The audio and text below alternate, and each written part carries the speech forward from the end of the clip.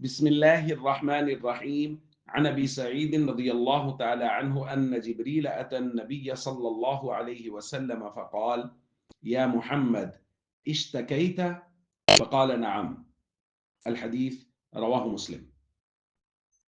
حضرت ابو سعید رضی اللہ تعالیٰ عنہ بیان فرماتے ہیں کہ جبریل امین نبی کریم صلی اللہ علیہ وسلم کی خدمت میں آئے، پوچھا: یا رسول اللہ، آپ بیمار ہیں؟ حضور علیہ الصلوۃ والسلام نے فرمایا: جی ہاں۔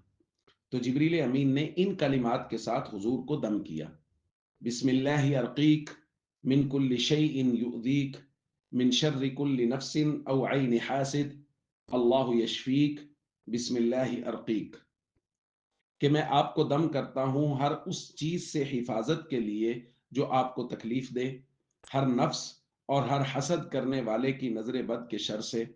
اللہ آپ کو شفا دے، میں اللہ کے نام سے آپ کو دم کرتا ہوں۔ تو ان کلمات کے ساتھ جبریل امین نے نبی کریم صلی اللہ علیہ وسلم کو دم کیا ہے۔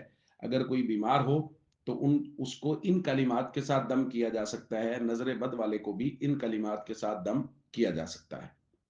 ایک دوسری روایت میں حضرت ابو سعید رضی اللہ تعالیٰ عنہ ہی بیان فرماتے ہیں: کان رسول اللہ صلی اللہ علیہ وسلم یتعوذ من عین الجان ثم اعین الانس۔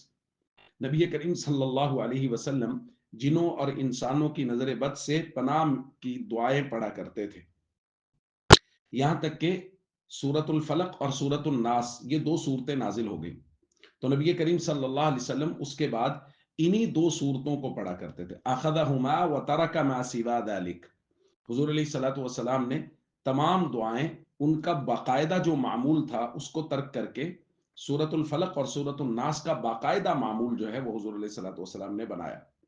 تو یہ بات بھی ہمیں معلوم ہو گئی کہ انسانوں کی نظر بد سے بچنے کے لیے، شیاطین کے اثرات سے بچنے کے لیے، جنات کے اثرات سے بچنے کے لیے سورۃ الفلق اور سورۃ الناس کا معمول بے حد اہم ہے، اور نبی کریم صلی اللہ علیہ وسلم نے بہت پابندی کے ساتھ اس کو معمول میں رکھا۔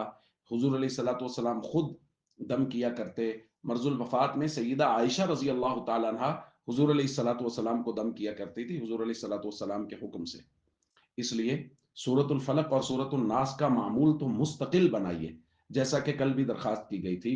عاملوں کے چکر کاٹنے سے بہتر ہے پہلے ہی اپنے آپ کو اللہ کی پناہ میں دیں، روزانہ کی بنیاد پہ وہ دعائیں پڑھیں جو نبی کریم صلی اللہ علیہ وسلم پڑھا کرتے تھے، اور خاص طور پہ سورۃ الفلق اور سورۃ الناس کو تو مستقل اپنا وظیفہ بنائیں، اپنے بچوں کو اس کی تلقین کریں کہ سونے سے پہلے 3 مرتبہ سورۃ الفلق اور 3 مرتبہ سورۃ الناس پڑھ کے ہاتھوں پہ دم کریں، چہرے پہ، سر پہ، پھر بدن کے اگلے حصے پہ اور پچھلے حصے پہ اس کو ہاتھوں کو پوری طرح سے پھیر لیں، تاکہ ہر طرح کی نظر بد سے، شیاطین و جنات کے اثرات سے محفوظ رہیں۔